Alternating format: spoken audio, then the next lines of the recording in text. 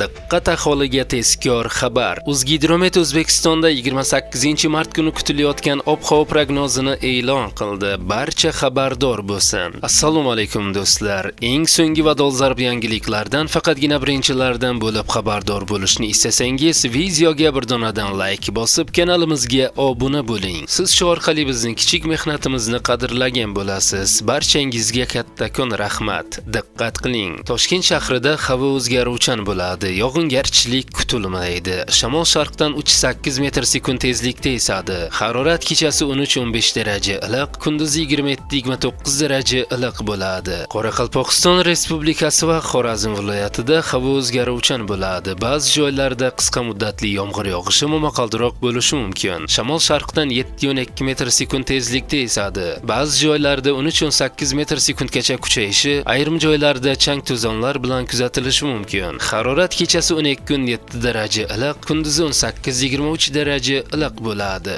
Buxoro va Navoiy viloyatlarida havo o'zgaruvchan bo'ladi. Ba'zi joylarda qisqa muddatli yomg'ir yog'ishi momaqaldiroq bo'lishi mumkin. Shamol sharqdan 7-12 metr sekund tezlikda esadi. Ba'zi joylarda 13-18 metr sekundgacha kuchayishi, ayrim joylarda chang-to'zonlar bilan kuzatilishi mumkin. Harorat kechasi 14-19 daraja iliq, kunduzi 20-25 daraja iliq bo'ladi. Toshkent, Sirdaryo, Jizzax va Samarqand viloyatlarida havo o'zgaruvchan bo'ladi. Ba'zi joylarda qisqa muddatli yomg'ir yog'ishi momaqaldiroq bo'lishi mumkin. Toshkent va Sirdaryo viloyatlarida yog'ingarchilik kutilmaydi. Shamol sharqdan 7-12 metr sekund tezlikda esadi. Harorat kechasi 12-7 daraja iliq, kunduzi 25-30 daraja iliq bo'ladi. Qashqadaryo va Surxondaryo viloyatlarida havo o'zgaruvchan bo'ladi. Ba'zi joylarda qisqa muddatli yomg'ir yog'ishi momaqaldiroq bo'lishi mumkin. Shamol sharqdan 7-12 metr sekund tezlikda esadi. Ba'zi joylarda 13-18 metr sekundgacha kuchayishi, ayrim joylarda chang-to'zonlar bilan kuzatilishi mumkin.